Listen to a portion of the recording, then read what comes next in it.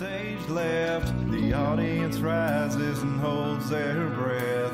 They let the vampires into their house, pretend they don't see when the teeth come out. Put a band-aid on their throat.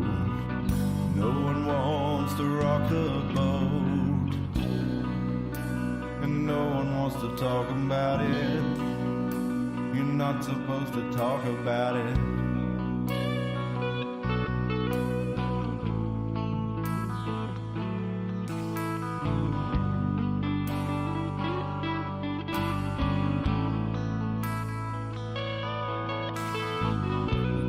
Rises and the players come out.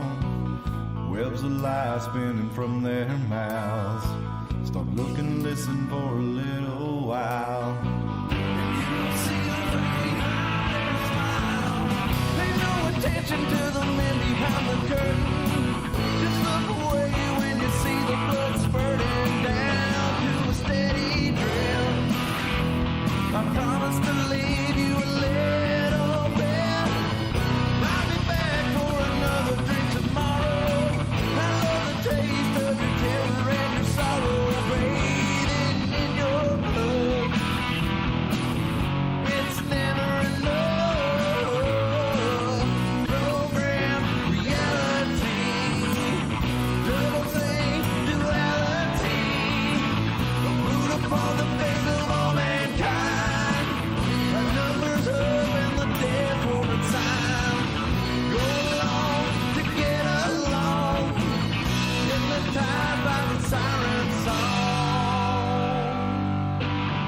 The flames are empty and the crypts are cracking open. The horde's upon you and you stand there frozen, waiting for the word. Stand in line and wait your turn. Don't follow the strings to find out who is pulling. Just drink your poison, keep on laughing and drooling, eating your own flesh. The master always knows what's best.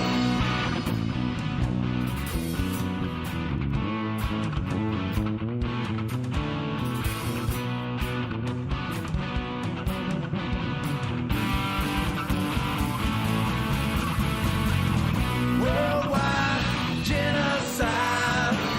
The overlords are hungry parasites. They point the finger and the eagles fly. Raining fire, children die. Starving plague, paralyzed. Pile of bodies rotting, covered in fire. But no one wants to talk about it. It's safer not to talk about it. Pick up my strings, no more bowing to the master. I tried to run, but they only came faster. Now I stand my ground. I ain't backing down. Silver bullets in my pistol, in my holster. My will is strengthened and my confidence is bolstered. Don't test my resolve. Don't test my resolve.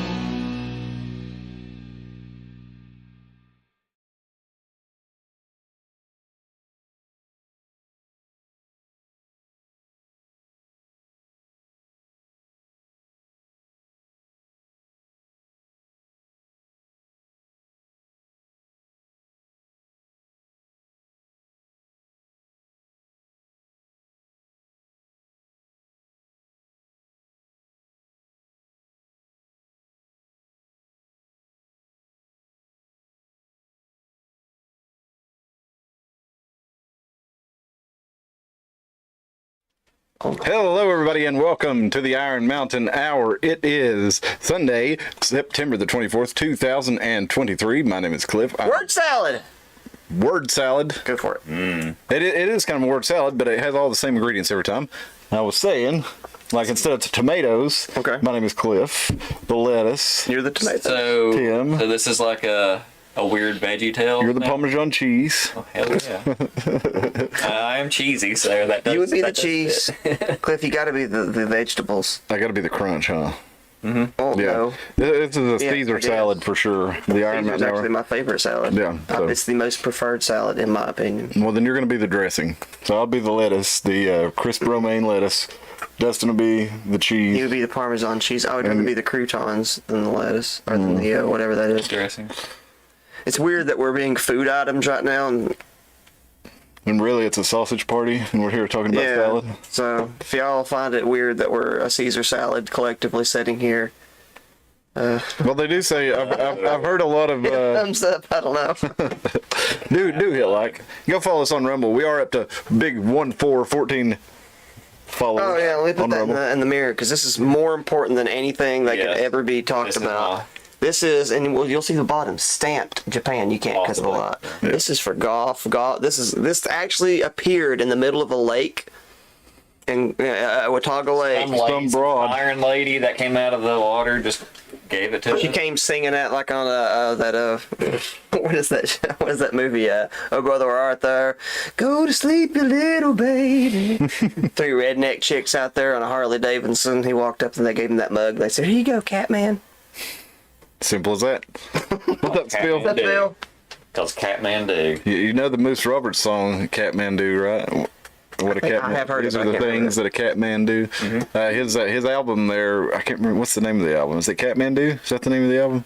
It's one of his really good albums, but it's got like 3 songs that are about his cats, but you wouldn't necessarily notice that they were about his cats unless you kind of know what he's talking about.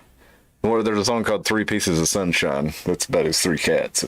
So everybody say what's up to Moose out there. He's on hiatus for a little bit. He'll be back with us here in the next little bit. Said he can't wait to get back in the show. So if you can say a prayer for Moose or send him good energy or whatever it is you do out there, I know he could need it right now, or he could use it right now. So he would appreciate it. But we'll get him back on the show in the very near future. So yeah, we brought up we got to the Roman Empire pretty quickly there. And there's been in several podcasts that I've been listening to, there's been a thing where these females are absolutely astounded to learn that men think about the Roman Empire on a fairly regular basis. So how often would you say you think about the Roman Empire, that it pops into your head or something about it? Well, I would say for me it would be a couple to a few times a week, and apparently If I count all the real occurrences, because that's a really weird. I'd never thought about that before. yeah. But I can give you 2 occurrences. I've had several this times week alone. today, so I can probably say that it's at least a couple to 3 times a week. I don't know in what regards. Like, I'm sure someone who's like very academic would probably want to refer to like the Library of Alexandria. I don't know if that's Roman Empire or not. But like the one that I mentioned was how much of this stuff that we're using today is sort of like the Roman Empire. A lot of the Roman Empire seemed like it was trying its best to imitate the Greeks and doing it pretty closely. Like, it showed in their artwork. Well, and the Greeks were imitating the Egyptians, and what we're going to talk about tonight, or at least a large portion of what we're going to talk about tonight, were the Egyptians emulating the Atlanteans, and that's what a lot of the mythology around Atlantis, or history, if you could say, but it's just hard to really call it that when there's really no direct record to history. You know, there's like Solon, who was I think Plato. Well, I mean there is, but it's kind of it's allegorical anyway, because, or not allegorical, but anecdotal. So Solon, the priest, he was like I don't remember, he's a statesman of some sort in ancient Greece, and he was an ancestor of Plato's, and that's where we I think it's the Critia that Plato writes about Atlantis in, but he that's the most famous record of Atlantis that we have, and the oldest. And it's about 2,500 years old. You have to look this up, but I'm pretty sure there's a temple in Egypt that tells the tale of Egypt, tells the tale of Atlantis. That Could be conspiracy gobbledygook. Well, I don't know if it's from a temple or not, but I do know the story is Egyptian. That Solon, who was Plato's ancestor, I think it was his like uncle, many great whatever, however many years uncle. I think it was like 10,000 years before Plato that this happened, which would have been right around the time of the Younger Dryas period, that has been blamed for the catastrophes, the flooding catastrophes that we've seen pretty much worldwide from Mesopotamian, what do you call it, Gilgamesh. You got the Mount Ararat, or the Bible where Noah ends up on Mount Ararat. You've got even the Americans now. We're talking that there may have been a flood during the Younger Dryas from the melting glaciers up there in Canada. Well, you'd think the 200 sunken cities across the world would be proof that there was a flood, but they want to keep blaming it on other things. What's up, Dave Master? He says once a week for him, at least for the Roman Empire. Like, do you really think at this point that that's even a question whether or not there was a flood? Like, I feel like that's not pretty even well a question established that there fact. was a world flood. People just don't want to blame it. They don't want to give it credit to any religious. Even if it wasn't worldwide, it was definitely Big enough. not just one place. And one of the things that I was looking at, I'm sure y'all have seen this, but Bright Insight, Jimmy Corsetti's channel. He has a theory, and I think he has some pretty sound evidence and some pretty good ideas that Atlantis, at least the capital city of Atlantis, the concentric ring circles, is in the eye of the Sahara in Africa. Now, have you guys seen this thing? Have you seen this? Have you heard about this? I don't know. Show me. I want to say yes. Well, there's pretty compelling evidence that there was a flood that came from maybe the Mediterranean Sea and flew through over that area of Africa there. Not right now, Google. Let's see here. Oh, you guys are talking about the river, the Tigris Euphrates. It's Abaddon the Destroyer that comes from under the river. Okay. Yeah. That's too good of a name not to bring up. Okay, this is the eye of the Sahara, or the Risha structure, as it's also known. Let's put this up here. What is that? Like, what is it? Or what's the... It's a concentric rings structure. It's in the Sahara Desert. And, as little as 5,000 years ago, the Sahara Desert was actually a green, lush, I think even a jungle. But it was green. Foresty. Yeah. Was it 5,000? I thought it was like, they knew it was probably rainforest 30,000 years ago. They're saying as little as 5,000 years ago. That's when it started drying out. Yeah. And of course, that was according to something I read earlier today. I can't remember exactly what it was, but I can pull it up real quick. Mine are facts that I've derived from the internet and Joe Rogan and other, Wikipedia and YouTube. So let's see. Let's see when the Sahara was green. While you're looking that up, if people probably know this from this channel, but the greatest example of Greek to Roman, I would call it generation loss would be a good word for it. That's an audio technical term, and that I know of when you transfer from superior format to lesser. From nature. Yeah, well, if you look at like when the Romans were trying to imitate the Greek statues always have like a leaning post or something. You can look, it's really easy to find. The Greek statues are able to stand completely on their own like action figures. They're perfectly balanced. But every Roman statue has to have like some little squirrely pole off the kneecap that looks, weird, or they have to be leaning on a staff or a sword or something. But so you can always do, like all the Roman ones have some sort of extra third device to keep them standing, whereas the Greek ones are perfectly balanced and don't require. There's a Roman copy after a Greek bronze original, and he's got him a little. They'll always have right here his hand. There's this like thing. There's always something to lean on. That. Whereas the Greek statue would not have to have that. It will. They say they're more freestanding. So, according to people who have doctorates in this, not me. This isn't me just making shit up. Gotcha. Well, according to Nature Journal or Nature.com, paleoclimate and archaeological evidence tells us that 11,000 to 5,000 years ago, this Earth's slow orbital wobble transformed today's Sahara Desert to a land covered with vegetation and lakes. So, up to about 5,000 years ago, they reckon that the Sahara was green, and so this would have been 11,000 years ago. That would have been right at the time, or a little bit after, I guess, the time of the Antediluvian era, the time of the flood. I think it was roughly 9600 BC is what they reckon, between 11,600 years and 12,800 years ago. They reckon is when that big flooding event took place that appears to have happened in North America too now, according to theories that, if you've watched the Netflix show with Graham Hancock, what was that show with him and Randall Carlson in the last episode of it, where he basically, in the show, ancient, what is it? Alien booty worship. Ancient architects, I can't remember. But it's ancient apocalypse, that's what it was. There you go. So he puts together the theory that all these different cultures had basically a worldwide apocalypse, or that's what he called apocalypse, which means revealing. But a flood, a destruction. There was a destruction of civilizations and cultures all over the world at the same time.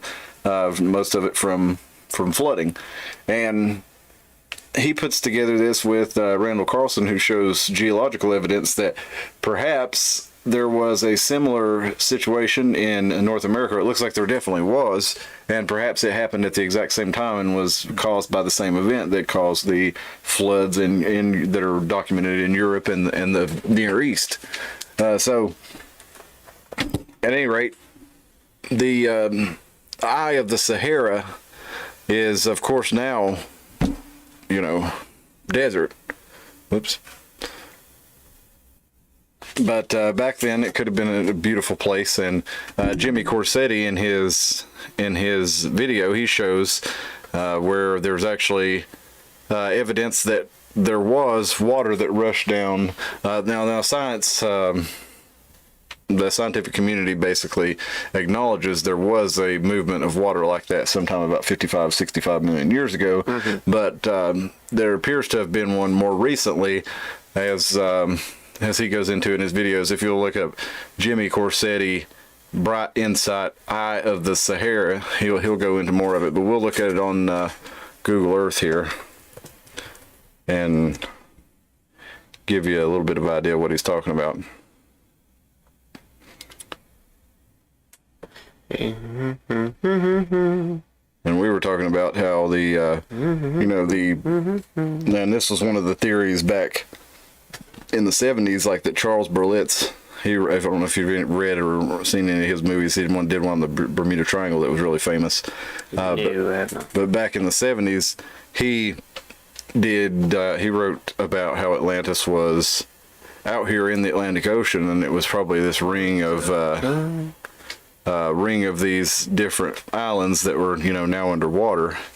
But the Eye of the Sahara, it meets all of the prerequisites described in Plato's description of it, except for being west of the Pillars of Gibraltar. But a lot of people say, well, maybe it wasn't. He didn't actually say west of the Pillars of Gibraltar, which is the Straits of Hercules, or the Pillars of Hercules, which is the Strait of Gibraltar. So a lot of people took that to mean that Atlantis was out here. Yeah, they are. Okay, making sure. Yeah, so just made my big dumb forehead, and I can't remember. But one of the reasons that that kind of doesn't make sense is back then, all these seafaring nations, they had very little. Their seafaring was not great. We'll say they lost a lot of boats. So most of the time, if you came out from the Straits of Gibraltar, the Pillars of Hercules, you would go down along the coastline to wherever you were going, or you'd go up along the coastline to wherever you were going. You wouldn't necessarily just go out into the ocean. So for Atlantis to be out here would have had to been, further on out here. And they say maybe the Azores was part of it, and that the volcanoes that stick out there are what's left of it. But that doesn't leave much of it left, does it? I mean, that leaves pretty far for you to go before you actually come into a landmass if you're in a primitive boat. And so Atlantis was supposed to have been a central hub for trade and all this other, trade and place where all the nations of the world were connected through, because, we see whether it's pyramids or like step pyramids or snakes, and the worship of the sun, the similar gods, the similar descriptions of what do you call it? I don't know if we call it watchers or whatever, but whether it's Quetzalcoatl or whoever brought the culture to the people in South America, or whether it's Ra or Thoth or whoever it is, Hermes in Egypt, that brings this information to them. It's all very similar about how they come in a boat, and a lot of times they have like a red beard, and they tell them the story of living on a civilization in the water. And either way, that culture spread around. It sounds like almost that Atlantis was the central hub of an empire that kind of spanned the world, and maybe even like America does today, where we have different outposts all over the world. We make contact with different cultures and trade with everybody. What's that? What if it was just bigger than that, though? Like, instead of being America, what if it was, fast forward hundreds of years even from now to where it's not America that's the dominant thing. Literally the entire world has just become one giant marketplace. Because I think it's feasible when you consider the idea I think the academic community doesn't like the idea of the flood just because it's in religious texts, but like you're throwing something away for no reason here. Like, what if there was less Don't water? throw the baby out with the bathwater. Yeah. What if there was less water volume? You know what I'm saying? Like, what if more of the water was in the earth or somewhere else, and there was just less ocean to travel across? Like, I think what that's if what a everything lot was of, united at one yeah, point? that's possible. Which, realistically, hypothetically, there actually still is more water held within the crust of the earth. Yep. I think that said there's actually like as much water still in the earth as there is on the surface. I saw a guy talking about that, and he said, not counting just the cave systems, one of the reasons there's so much water in the earth is because of some word that I can't remember. He was saying with these impact craters and stuff like that, that if you get deep enough, that the particles in the soil are actually contain particles of water that can't get out. And he said, so every time these big impact holes happen, it releases new water into the atmosphere that wasn't there before. I can see I don't know that. how substantial that is, but apparently it's substantial enough to be oceans worth when you spread it out across the entire world. Yeah, I can see that. And not to mention the ice caps and stuff that would, hold a lot of water up there, and those come out. But there was a book that was recently released. I think it was in 2013. It was a Freedom of Information Act that basically forced the CIA to release part of this book, and it's by a person named Chan Thomas. And Chan. Oh, I do got to tell you though, you were right about the yin yang thing. So I got to eat crow on this one. The yin yang thing. That was not the measurement of the quantum entanglement. That was the image that the researchers used quantum entanglement to transmit. So they intentionally made it a yin yang and transmitted a yin yang. So the article that I read, when I went back and read it again, it was very misleading sounding, and it made it sound like that. I think that the people who wrote that article thought that that's what it meant.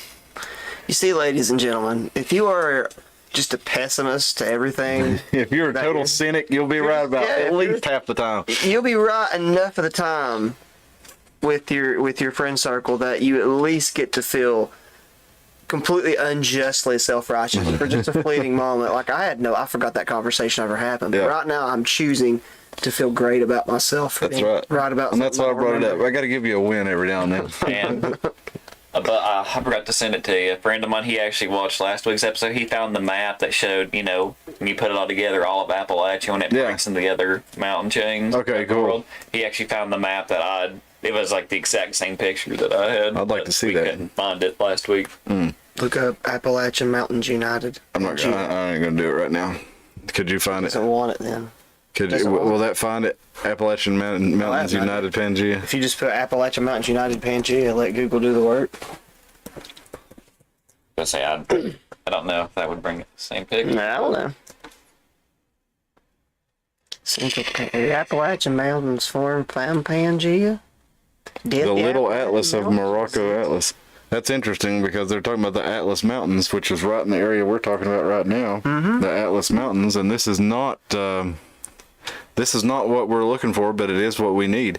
So, map of the early central mountains in Pangea during the late Carboniferous period. Now, this is one of the things we get into with the theories that Atlantis was over here, because Atlas was said to be Poseidon was the father of Atlantis, and Atlas was the first king of Atlantis. Now, Atlas was also the first king of Mauritania. He was a historical figure, so that's something that actually existed. I don't know why they put West Virginia right here in the... They've listed where everything would be according, here's France. I guess they're saying that that's... I was actually laughing about that just now, too, why West Virginia was the marker. This was something I didn't want to derail the conversation with later, but this was what I was talking about. Look how much more water was here. Yeah. California's gone. Yeah. You see? Yeah. this would be like Alaska right here. They even show you, like, if you go out west, there's a part of this, I don't know what you'd even call it. You drive out in the middle of nowhere out in Death Valley, and you drive in this big hole, and then you have to walk a bunch, and there's a sign that's really, really uncomfortably far above your head that says lowest point, and it says how many feet below sea level you are. And the only reason you're currently below sea level is because the land got pushed so far back, or else that whole thing would be full of water. So really the only reason Death Valley isn't full of water anymore is because, like, California moved up or whatever. So something did happen. Anyway, I thought that map was really interesting because I think that part of the world with Morocco and stuff is something I've ignored, but I've always kind of found really, really interesting. Yeah. Well, I mean, if you look at it right here, and of course the Pangea was millions of years ago, right? I mean, multiple millions. How many? 65, 100 million. Number, I really don't know. Yeah, I don't know what the I know the dinosaurs were 65 million years ago. That's when the comet event or asteroid event was supposed to have happened. I don't know the exact numbers on it, but pretty sure Pangea was had to be before then because they have an area down there in the in the Gulf of Mexico where they say that the impact happened, which would have required there have been to Gulf of Mexico. There's no Gulf of Mexico here. I mean, I guess you could count that, but there you go, where it shows where it goes through Ireland and the bottom of Britain. Mm-hmm. You know how much they've moved apart. Yeah, I see now. Okay, so this would have been the Appalachian Mountains going all the way up into Ireland right here, and as we spread apart. Though I think it was Caledonia. That's it has hit the Caucasus, I'd say. So now, Tim, you were talking about Atlantis being in America, and possibly, yeah, and that was an idea that goes way back too. It's an old idea, even back to Francis Bacon, who was part of. See, that's pretty good. Yeah. Oh, can you share that to the ironmountainhour@gmail.com? Oh yeah, just email it to me. Be the best way to do it. Yeah, we'll put that up on the screen, but. So Atlas being the first king of Atlantis and the Atlas Mountains here, which were connected to the Appalachian Mountains, right, in a way. See here how close they were? He Googled Appalachian stretching to Scandinavia. That's what he Google search because he screenshotted it. Well, that was easy enough. So just Appalachian stretching to Scandinavia. Yeah. Of course, whatever you showed us would have some Scandinavian connection. Yeah. Eddie's head right now as Cliff talks in the silence is some kind of like dark Nordic music plays. I was just thinking about how anger and drums. I was just thinking about how the Roman Empire was raided by, folks from Scandinavia. Yeah. I was thinking about the Roman Empire again. You know how it is. Have you seen that big metal horn thing? I think it's the Romans used it. Maybe it was the Scandinavians. It looks like a big metal horn that sounds like the I don't know, death whenever they blow into it. Go to images. Hit that Google image. There we go. Well, you know what got me really thinking about Atlantis was I was watching Conan the Barbarian. And the beginning High of it. Adventure. Well, right before the High Adventure line, he talks about in the time after the fall of Atlantis, and he goes on to describe the world. And if you've paid much attention to the movie, you notice that even though the names are the same, different, like the Aquilians or obviously the Romans, or maybe they're the Greeks, I can't remember, but you can tell as you go that each one is actually representative. There's a Japanese culture, there's a Chinese culture, and they have a different name in that movie, but they're all represented they're all representative of real cultures. And these things are all coming together, all these cultures are coming together, and you have all these civilizations, but a lot of them, the real world counterparts, we don't see a lot of evidence for them anymore, because they're just kind of the pieces of civilization that were left over after this great flooding event. We need to do a video on something. Did they see that map there while you were talking? Yeah, they did. Okay. You see off to your left here, correct? Right. Right here. Yep, the Appalachian Mountains. There's a meme going around where it's like, for a while there's a meme talking about they're older than bone. Now they've edited it to, at the very bottom, say the Appalachian Mountains should be feared like an ancient god. That's what we talked about last week. Yeah, but look what it touches, right? That's what, Yep. yeah. See Africa, right? Yep. I saw an article I don't know, probably just a clickbait article that said there's new evidence, which it's really stupid they touch, that it's not just out of Africa, it could be out of Europe and Africa now, which is kind of what all the ancient cultures teach anyway, is that everything spawned from that. But if you take all these things and smush them together, Yeah. it's not out of Africa, it's out of everywhere. But just for the sake of controversy and to get people mad at me for no reason, I'm starting the new and controversial theory out of Appalachia. Yep. Life started in Appalachia. Well, they and do I'm find pre-Clovian man artifacts that they have not been able to date or identify. So there's not a lot of it, but they know there were some people here before the Clovis people, and we really know nothing about them. Well, according to the Hindus, they were blue. Really? But that gets the Hindus and the Gnostics both. I could be speaking out of my ass here. Hindus and the Gnostics teach something similar. That the first 5 groups of people were different color. One of the groups had blue skin. Hence the what is it? Krishna that has the blue skin. I'm not real educated on this stuff. I just repeat what I've been told. Yeah, it's a good idea. Just repeat what you're told, and you'll never be wrong. Well, Kennewick man, how old did he end up being? I'm not familiar with this at all. So you're teaching me. He was 8.9 to 9,000 years ago. He was discovered in 96, and A child in vampire years. it was found in Kennewick, Washington, and let's see if we can There's find an it here. NPR down there.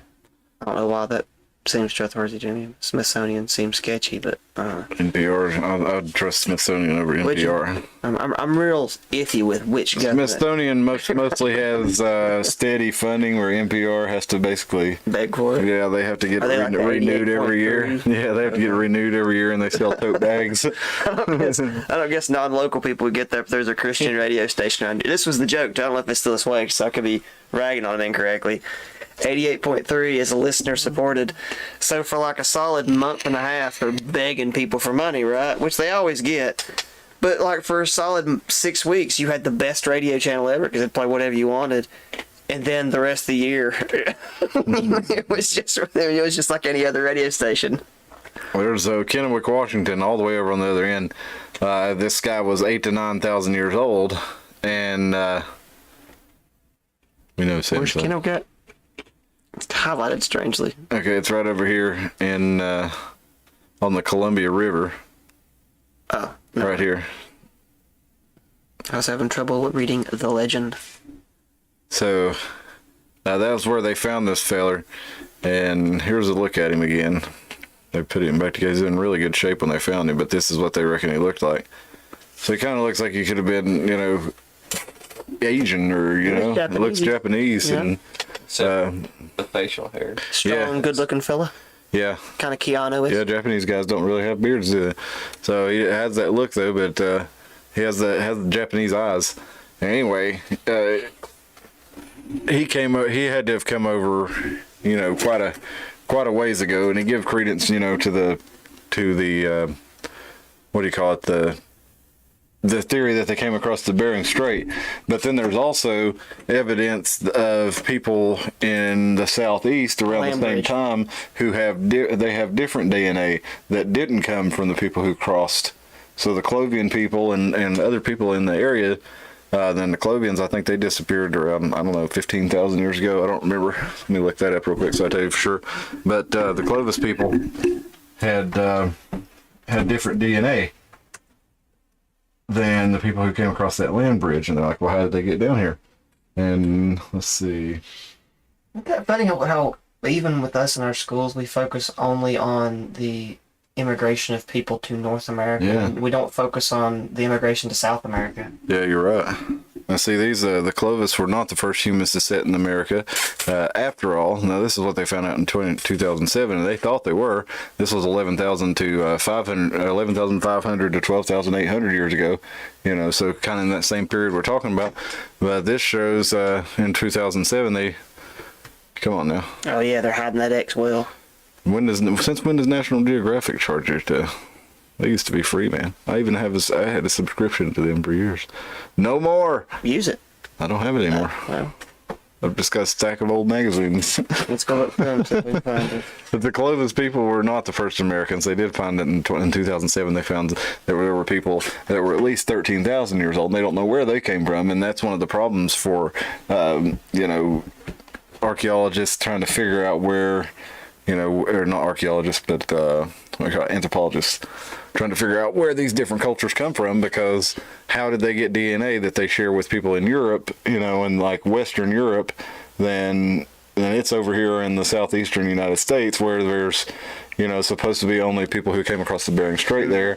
And then there's another divide back even before that where there seems to be people who came out of Northern Europe or the Caucasus regions where, that's why we're called Caucasians, and they don't share an ancestry with the people who came out of Africa and went across the Bering Strait. Have you seen? This would be a connector. We need to like watch this as a group or something at some point. And if you've not seen it as a channel, I don't know why this is a really good one, because it's backed up with pretty solid evidence with their claims. There's a documentary, Skeletons in the Closet, 3 parts. One of the big parts of it is at one point in time, New Zealand was trying to claim that all of their people that were there before the Maori got there were fantasy, because they were trying to downplay the fact that they ate everybody. Mm-hmm. And Gabby Plume goes over there, and her and the tribal people go over there and fight for the existence of what's known as the Vaca Blondes. And it's a group of people that are blonde-headed people that are Maori descendant, but they bred with red-headed people that were there first. And they have proof that there were red-headed giants in New Zealand before they got there. They have their bones, and the Maori oral tradition that from the Maori themselves. They even have the people, the tattoo artist on there talking about the oral tradition. He says, we got all these swirly patterns and masks and stuff that you see from these red-headed giants. They taught us how to do all this stuff, and then we kept it. And then if you follow all their tattoo patterns, you can find them. You can find that they're in, it's like Chile, it's like ancient Persia, all these crazy places. But the main connecting point is a section of Alaska and Hawaii and one of the places I can't quite remember all have the exact same places. And the theory, or even in the Hawaii tradition, is at one point in time the Great Island sunk, but they were all able to find their way back, and the people in Alaska just stayed. But her whole thing is showing that at one point in time there was a big catastrophe and people used boats to go all these different places. And using DNA from her case to prove that the Vaca Blondes weren't deceased, they figured out that these people were in New Zealand, South America, Egypt. They were all over the place. So, yeah, there you go. And there's all kinds of little stories like this, like that you just told, that are, most people just don't know about them. Mm-hmm. And well, why would you? Yeah, exactly, because you have to seek this information out, and then you kind of find these things and you're like, whoa, holy crap, you'd think I would know about that, but and no, you don't.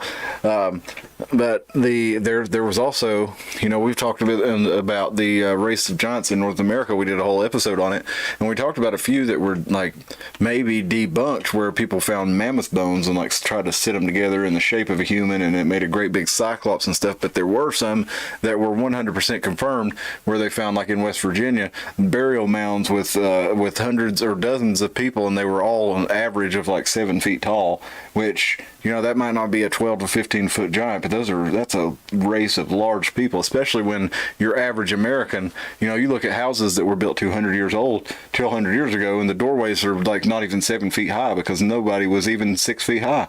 Your average average man was 5'4" to 5'6", so you had a 7 foot door. That was plenty of room for almost anybody to get through.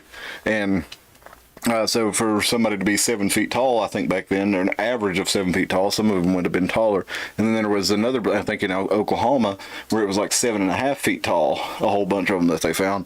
So there's definitely stories of, taller people that don't seem like they just found their tombs and stuff, and they don't seem like they fit with the other people who were there. But I want to look at this real quick, because we were talking about floods and we were talking about Mauritania, and this is the portion here that we were looking at on the map. This is the Atlas Mountains here, and Atlantis was said to have mountains to the north. And if you look at the eye of the Sahara, here it is down here. And let's back up a little bit and look at this pattern right here. Now, the theory that Bright Insight puts forth is that when there was a flood through here, when all this this whole area got flooded, the Mediterranean suddenly had a lot of water in it, and you had maybe even a lot of extra seawater. It kind of not only had the deluge in Europe and across here, maybe even from the Baltics running down to the Black Sea. But then you also had the Mediterranean overfilling, and it appears, if you look at the map, it appears to have run right down through here on this path, and you can even see some of the erosion from it right through here, going right past the eye of the Sahara. And that does look like water flowing right down through there. I'm no geologist or, whatever scientist would study that kind of thing.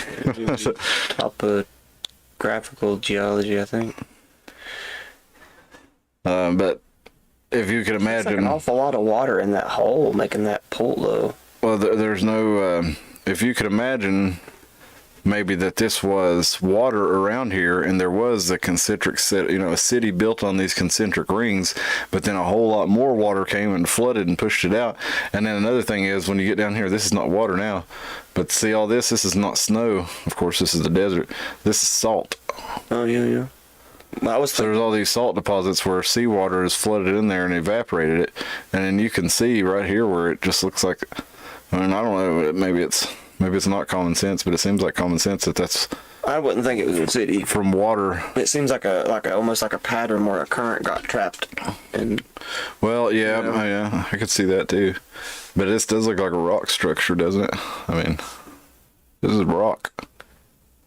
It'd be something good to build on, I would think. This is a Recot structure, is it? Or Reshaw structure, is it? So? And this is where they're saying that Atlantis may have been. It's on this Reshaw structure. And that it may have been a city, on par with like Paris or Cairo, millions of people even.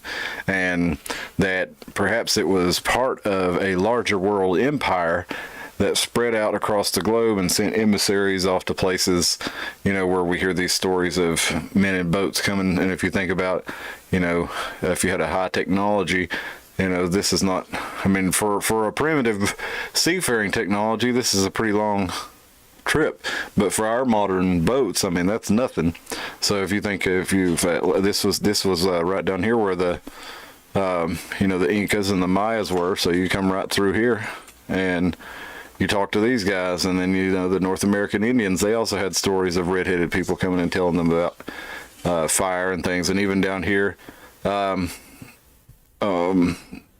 especially wonder Madagascar, how long it takes for these changes to take place. India, they hear it. So they're all around, basically all around Africa and all around the world. We hear these stories of red-headed people coming in, priests and enlightened individuals and all the world teachers.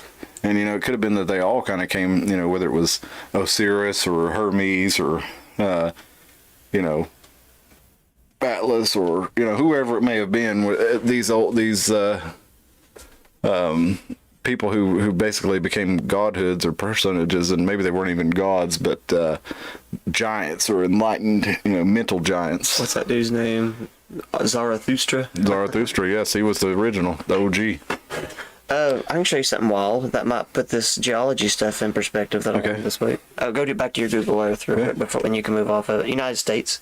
If you look at, because I learned that the Tornado Alley is moving our way, if we didn't know that. Okay.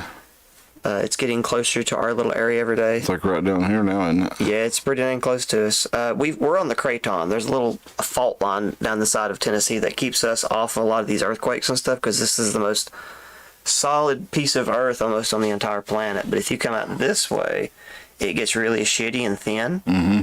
And if you go out west, where's it at? Montana, I think. There's a thing, I'm wanting to say it's out in Yellowstone. There's a thing called the Grand Tetons. Yeah. It's a mountain, right? Probably pull that up in Google Earth pretty quick. It looks like some staggering mountains going up. But what you're actually looking at the Grand Tetons is the side of the tectonic plate getting pushed up into the air. And once you see it, you can't unsee it. That you're just looking at the inside of the earth getting shoved up, because the one side of the earth's going under it and the other one's going up. And they said what really causes that is every time there's a giant earthquake, that sucker just gets higher and higher and the other one just keeps going lower and lower. And once you see that, you're like, oh shit. That's the side of a mountain. That's the mountain is literally the end of that tectonic plate sticking up in the air. Yeah, there you go. The Grand Tetons. That's actually the side of a tectonic plate. Which I'm pretty sure Teton means tit, by the way. Yeah, so we have a the national Grand park called Tatas. Big Tits. The Big Titty National Park. That's where mine went. That's where my mind always goes when I hear the Grand Tetons. Anyway. Tetons Grande. That would be that'd be a big pickup line. It's like, hey, lady, got some nice Tetons there. Yeah. So, in addition to YouTube, I was doing a little reading and research, and I wanted to share a bit of this is from H.P. Blavatsky. Women can't write. She was obviously a hoax. Well, this is a bit from Manly Hall, and then also he quotes H.P. Blavatsky, but he talks about how the Indians talked about holy men who came out of the sea and rose out of the blue waters and instructed them in arts and crafts. And among the legends of the Chaldeans is that of the Oannes, a partly amphibious creature who came out of the sea and taught the savage peoples of the shore to read and write, till the soil, cultivate herbs, study the stars, establish rational form of government. That's another thing they commonly do, is they teach astrology, and they teach they try to spread democracy, oddly enough. Yeah. But among the Mayans, Quetzalcoatl kind of did the same thing. Red-headed giants, Davey No Luck, what's up, man? It says Aztecs or Mayans was a stone skull that sounded like death. Red-headed giants was a swirly type tattoo, sounded like the Celts for a second. Yeah, I can see that too. It's actually French for tit. Teton. Man, that's where I learned it. I did Les I Tetons. pretended to take French in high school. Pretty good. The Chaldeans also talked about the Oannes, like I said, that comes out and teaches them the mysteries of the old world or whatever. And let's go into, this is from, I think tet in French is head, though. yes, it is Tete.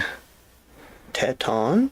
If I could get just a little bit of zoom here and not that much. I don't Got want that funny. much. I'll remember the words that I could make into perverted sentences. Well, canards means duck, and conard means ass. Okay, so it says, may it not, this is from Manly P. Hall, may it not have been that these demigods of a fabulous age who Esdras like came out of the sea were Atlantean priests? All that primitive men remembered of the Atlanteans was the glory of their golden ornaments, the transcendency of their wisdom, and the sanctity of their symbols, the cross and the serpent. And that would be, the caduceus, the symbol that looks like DNA of the two serpents going around the cross, which to me is a symbol of to me, that tells me they probably understood that life is passed on through DNA, and basically immortality is found through your DNA in some way or another. But anyway, And deals with ancient spirits. yeah, well, that's where we're going next, buddy. So I'm glad you said that. That's the perfect segue. But wherever the Atlanteans. And it also says they came in ships was soon forgotten, for the untutored minds considered even boats as supernatural. So wherever the Atlanteans proselytized, they erected pyramids and temples patterned after the great sanctuary in the city of the Golden Gates, such as the origins of the pyramids in Egypt, Mexico, and Central America. The mounds of Normandy and Britain, as well as those of the American Indians, are remnants of a similar culture. Now, he goes on to say that they promise to come back. All these stories have a tale of these gods or these priest kings promising to come back, and then they never do. But that may be where they went back to this. Their culture was destroyed. But that's why it makes me think, maybe because originally I thought, well, maybe these were people who were trying to share the remnants of that culture as after it was destroyed, and now it's kind of like that could be possibly, or it could be that they had outposts. And they were basically emissaries while they were a powerful kingdom and trying to basically civilize the world. And that's one of the goals of these groups that Manly Hall mentions, is these ancient orders like Francis Bacon and the Freemasons. And they all wanted to set up this perfect society that was a recreation of what they thought Atlantis was. So based on Atlantis, giving out this information and spreading knowledge of the nature of the universe to everybody else, that's kind of what they wanted to continue. So anyway, let's go to Blavatsky here. And she says, She thus sums up the cause which precipitated the Atlantean disaster. Under the evil insinuations, where'd it go, of their demon, Thevatot, the Atlantis race became a nation of wicked magicians. In consequence of this, war was declared. Like a band, doesn't it? The story, there is one called Thevatot. When I was researching Thevatot, first all I could find was the band. And it's a death metal band. But in consequence of this, war was declared, the story of which would be too long to narrate. Its substance may be found in the disfigured allegories of the race of Cain, the giants, that of Noah and his righteous family. The conflict came to an end by the submersion of Atlantis, which finds its imitation in the stories of the Babylonian Mosaic flood. All giants and magicians and all flesh died, and every man except Zethuthrus and Noah, who are substantially identical with the Great Father and the Thinklinglyans, and the Popol Vuh, or the Sacred Book of the Guatemalans, which also tells of escaping in a large boat, like the Hindu Noah, Vaiswatsvata. From the Atlanteans, the world has received not only the heritage of arts and crafts, philosophies and sciences, ethnics and religions, but also the heritage of hate, strife, and perversion. The Atlanteans instigated the first war, and it has been said that all subsequent wars were fought in a fruitless effort to justify the first one and right the wrongs which it caused. It's available. It's available. We could make a Facebook page right now, because if it doesn't exist on Facebook, it doesn't exist. Called it Wicked Magicians. And it could be like a funk, doom, like a Jimi Hendrix sort of thing. Oh, Jimi Hendrix meets Jimmy Buffett. Maybe. But I really want some Jackson 5 bass lines in there. Jimi Hendrix meets Jimmy Buffett meets Boney M. And using all kinds of Bootsy Collins style effects. Yeah. Boney M, though, dude. Using all kinds of weird effects pedals. Give me a reason to finally buy that plasma pedal. I've been wanting one of those. That plasma phaser. There's one set up at Music Alley. I can't convince myself to pay that much for a pedal that I'm never going to use. It's just to have it. So I did find that Thevatot. I thought that was pretty interesting. So let's look at your Thevatot. That's an interesting name. According to Ukrainian legend, Thevatot was the great dragon king who corrupted the psychics of Atlantis, turning them into evil sorcerers. An ancient king of one of the divisions of Atlantis, the submerged continental system of the fourth root race. He is instanced as one of the natural-born adept magicians who neither learned nor acquired knowledge, but who knew all without being initiated. Under the evil insinuations of their demon, Thevatot, the Atlantis race became a nation of wicked magicians. And isn't it funny how we are now, we have the Atlantis leading to the, it said that Thevatot, the Ukrainian demon, led to the fall of the Atlantean nation over the first war, and then now we, America, the new Atlantis, are engaged with Ukraine.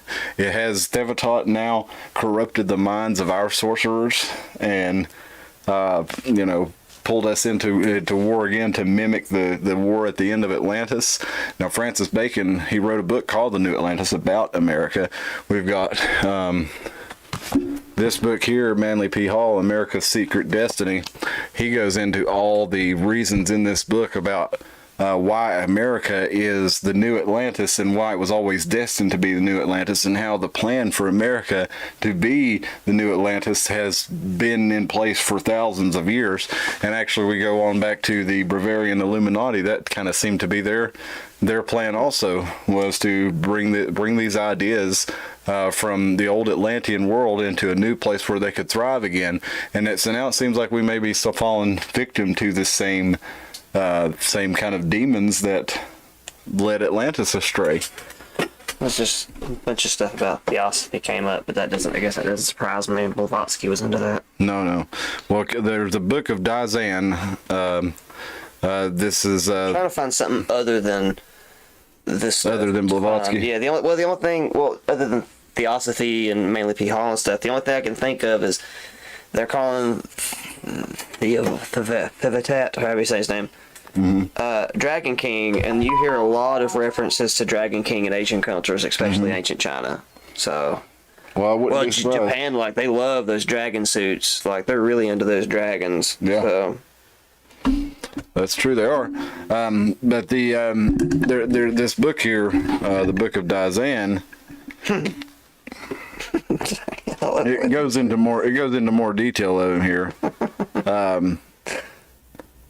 and it talks about how long before the days of Adam, Havi, where now are found just there's like salt lakes and old deserts. There was a big sea, which went over Middle Asia, north of the Himalayas, and there was a group. Let's see. There were sons of gods who not only saw daughters of men, but the real Elohim through the Oriental Kabbalah. They have another name, and it was they who imparted nature's most weird secrets to men. They say. Interesting description. Sort of fits the description of the fellow you found earlier. That Mentioned. Yano looked. Yeah, the Atlanteans were in fact olive-skinned people with Mongoloid traits, who were the ancestors of modern Native Americans, Mongolians, and Malayans.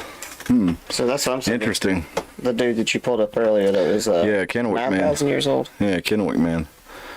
But this goes on in the book of Dazan to postulate that perhaps that the dragon and the king Thevatat may be the serpent of Genesis, and it's the same who supposedly corrupted the minds of the Atlanteans.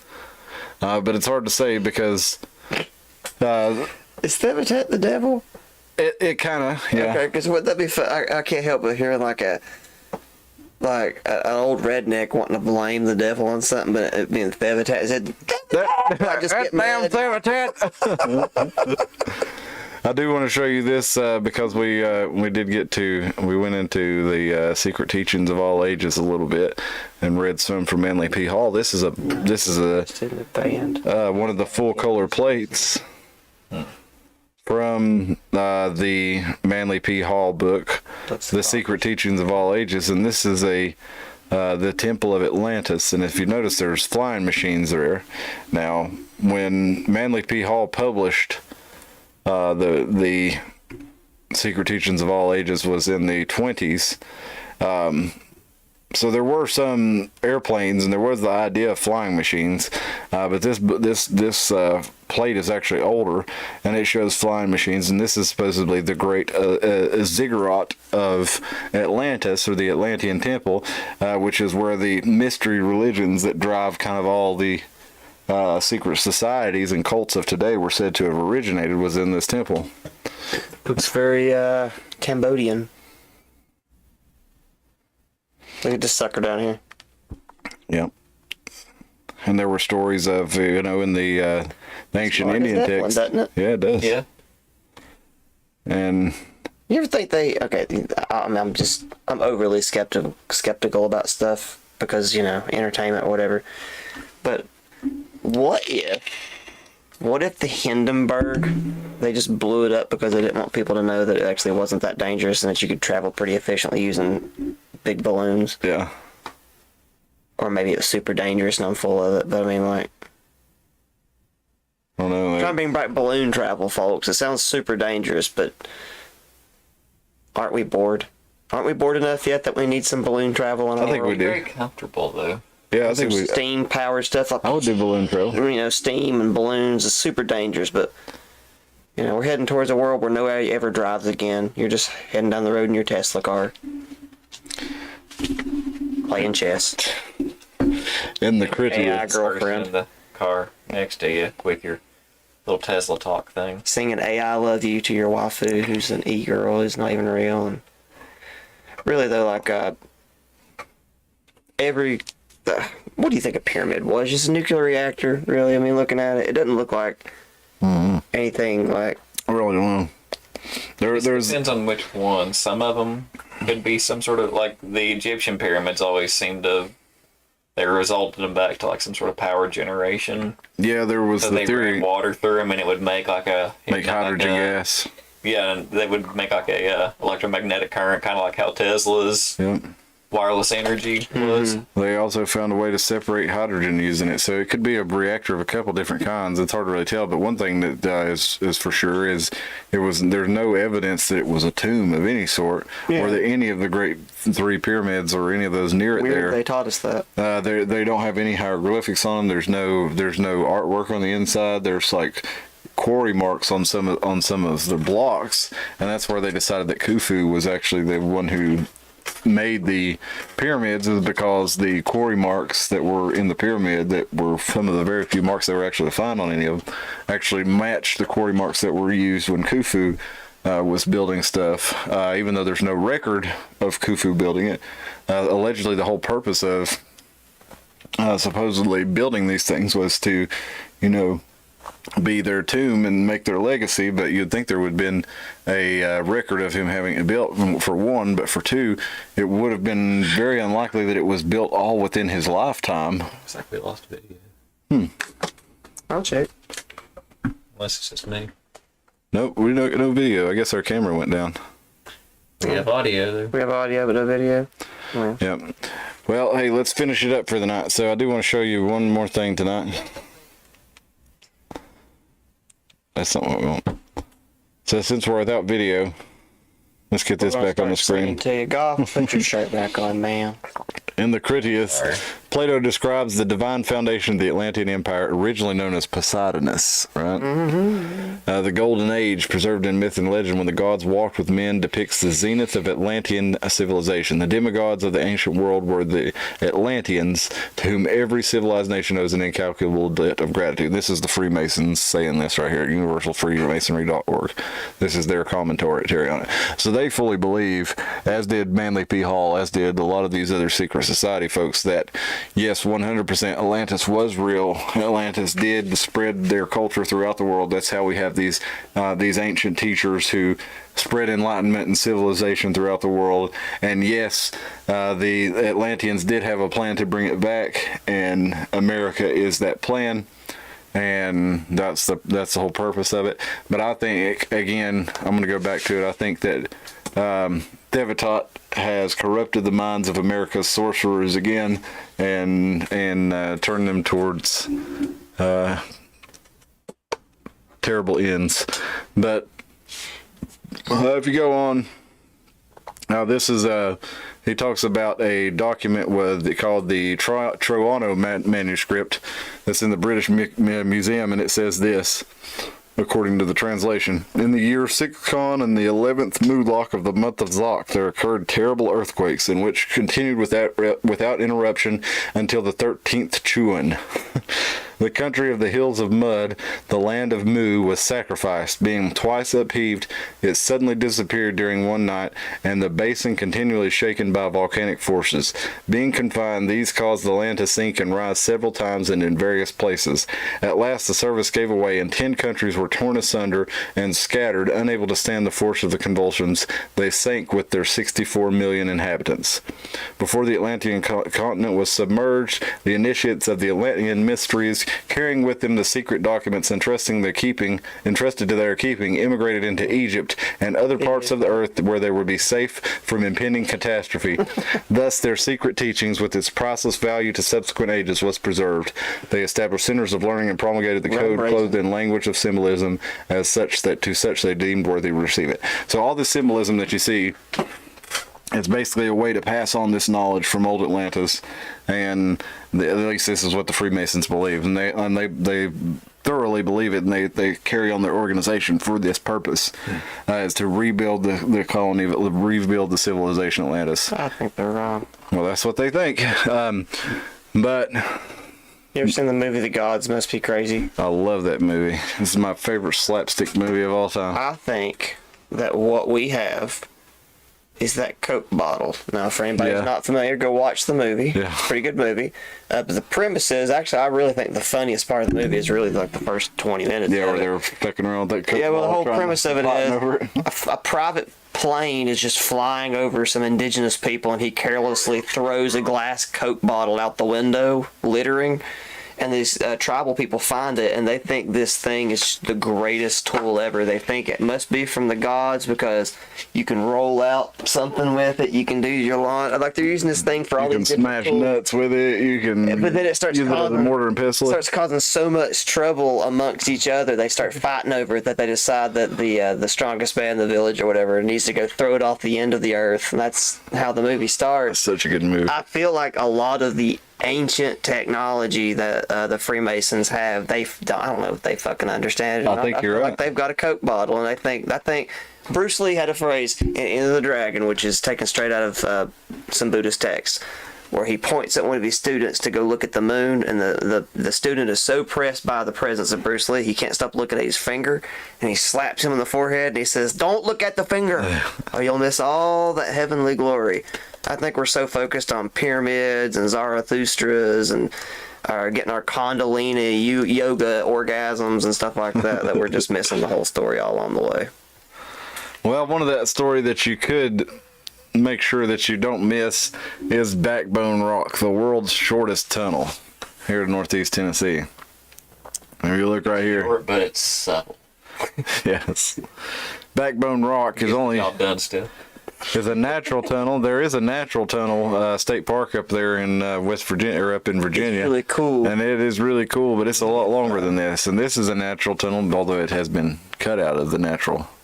Because they used to run the train through it. There's a train placard on the other side of it. Yeah, but it's called the shortest tunnel. It's only 20 feet wide. So if you go down there up at Shady Valley, this is right up the road from us. You take Highway 91 all the way up till you get up to Shady Valley, and before you get there, you'll come across Backbone Rock, and you can actually. After Shady. Oh, it's after Shady. That's Oh all yeah, the that's way right. to Yeah, you're right. Yeah, you're right. Yeah, it It's on the way to Damascus. Dense with the You're leaves like- up there. Once you pass the tunnel, you're in Damascus in like, 10 minutes? Yeah. So if you look, you can actually walk across the top of this. There's like a little park up there. The and guardrails up there. I yeah. don't think they're in the picture. Yeah, there are little Probably rails should up there. Yeah. You don't want to fall off there. No. Yeah, anybody's watching that's not been up there, there's a pretty cool little picnic area with a river. It's neat, that little Yeah. picnic shelter, because it's all like mossed over, and parts of it there's like a fireplace. It's all mossy, and And you're at Beaver Dam Creek, so you might see a beaver. I did not the last time I was there. I've heard The little waterfall's cool too. Yep. And there's the trail going up over. And I don't know when this was made. A lot of these trails and stuff were made in like the 20s and 30s. Like Boy Scout groups got together and put together the stairs, and this is back when people used to do stuff. the rail history is written on a placard on the side of it, but I don't know when it was turned into a tourist site. I guess it would have to be turned into a road system because they pulled up the rail tracks at Yeah. one point too. Yep. You can't actually camp there. And there's a shelter there, so you can go up there and have a little grill, but you can camp off the road there. To take 421 East, Highway 91 up there, and there you go. You can check out Backbone Rock. Definitely recommend you do so. It's a good time of year to do it right now before everything starts getting too cold and too windy up there for you to really enjoy it. I would But actually recommend not going in October because, man, you'll bust your hind end on Yeah. those steps, those wet leaves. Yep. 'Cause I did. That's right. Well, hey, listen, I hate we lost our video, but Because those leaves are slicker than hell shit. well, I hate we lost our video, so we're going to give it an end for tonight. We'll put a tag in this and we'll get back into it. But this has been an ongoing conversation. I think it's just the first time we've actually dedicated a full episode to this topic, so I'm sure we'll hit back into it again in other episodes. Dave, thank you so much for jumping in the chat. Still glad to have you with us. Always glad to have your input. No luck. That was my friend that I told you about. I got him onto the show. Oh, cool deal. We got a new friend. Dave Master and Davey No Luck. I'm thinking they're the same because they got Yeah. the same icon. So we appreciate you joining us, and we will see you on Thursday when Tim and I will get into the news and current events. And till then, goodbye and good luck. I got a pretty mean custard recipe I'm going to share with you on Thursday. Ooh. Ooh, that's going to be delicious. I can't wait to put that into my mouth.